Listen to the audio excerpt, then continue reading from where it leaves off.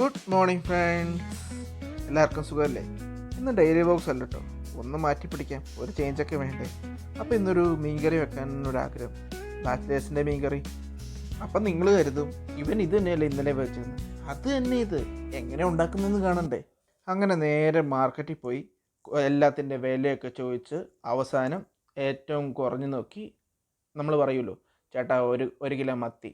അതുപോലെ തന്നെ ഈ പ്രാവശ്യം മത്തിയല്ല കേട്ടോ, അയല മേടിച്ചത്, അല്ല കുഞ്ഞൻ അയല.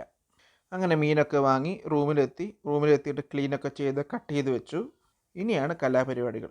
വീട്ടിൽ നിന്ന് അമ്മ പറഞ്ഞു തന്ന ഐഡിയാസും പിന്നെ നമ്മുടെ യൂട്യൂബിൽ നമ്മുടെ മറ്റേ ചാനലില്ലേ ഷാൻജിയോ, പുള്ളി പറഞ്ഞു തന്ന ഐഡിയാസും എല്ലാം ചേർത്തിട്ടാട്ടോ പരിപാടി കൊടുക്കാൻ പോകുന്നത്.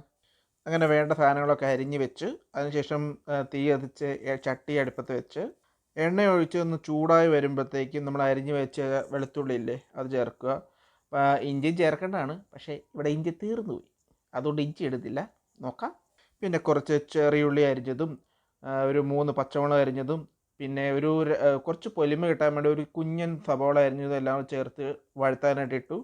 ഒന്ന് പെട്ടെന്ന് വാടി വരാൻ വേണ്ടി കുറച്ച് ഉപ്പുകൂടി ചേർക്കുന്നത് നല്ലതായിരിക്കും കേട്ടോ.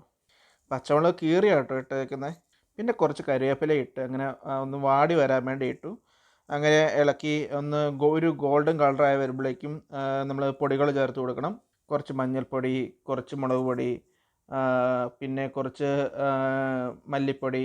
അങ്ങനെ ഈ മുളക് പൊടി ചേർക്കും നമ്മുടെ ആവശ്യത്തിന്, നമ്മുടെ എരിവിന് അനുസരിച്ച് വേണം ചേർക്കാൻ.